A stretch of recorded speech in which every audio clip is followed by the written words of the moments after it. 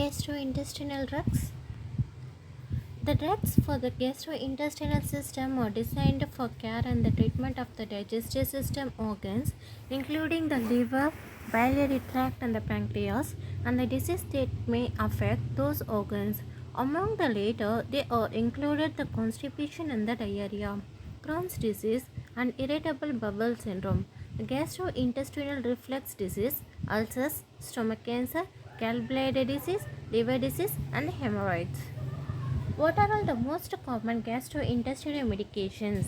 These include 5-aminosalicylates. They are used to treat inflammatory diseases of the intestine such as ulcerative colitis, proctitis, and the Crohn's disease. They act by exerting an anti-inflammatory action among the main operating mechanism. It also performs the inhibition of the prostaglandin production and the reduction of the production of antibodies by plasma cells, elements of the immune system. The bile agents solubilizing the cholesterol. These are used in the presence of non-calcified small calculations that do not necessarily require the surgical removal, and they work by reducing the synthesis of cholesterol by the liver or its absorption in the gut.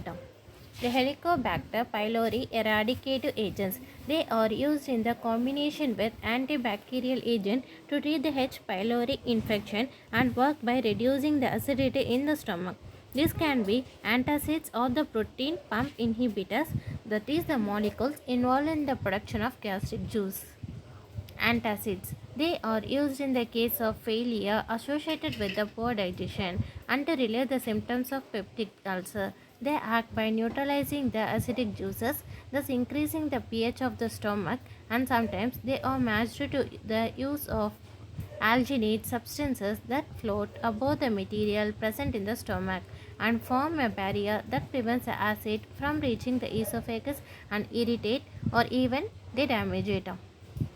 Over the counter products, their common goal is to stop the diarrhea, but to do so they can act very differently. In some cases, they are in the form of antibacterials that act on the removal of the microbe, but often the problem is not associated with an infection. Instead, in many other circumstances, on the active ingredient is necessary to block the intestinal motility or an antiplasmodic agent. Digestive enzyme. The digestive enzymes that are used in the case of difficulty of absorption of the food caused by the enzyme deficiency. They act by participating in the digestion of food. Drug against the functional disorders of the intestines.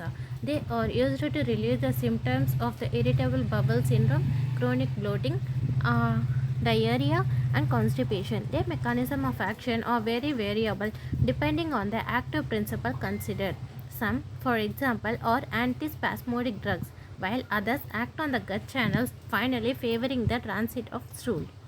H2 antagonist.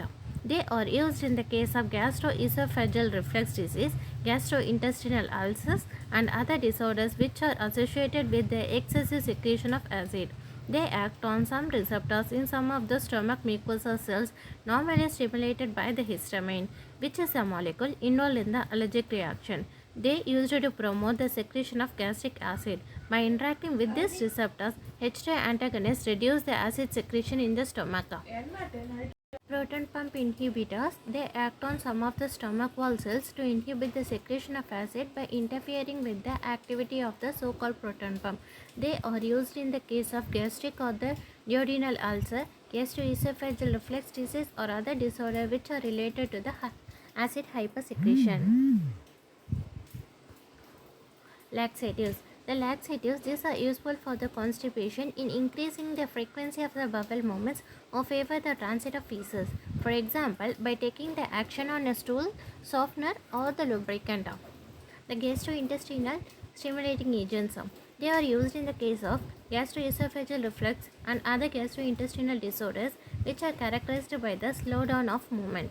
They act by increasing the motility of the smooth muscles of the intestine without behaving like laxatives.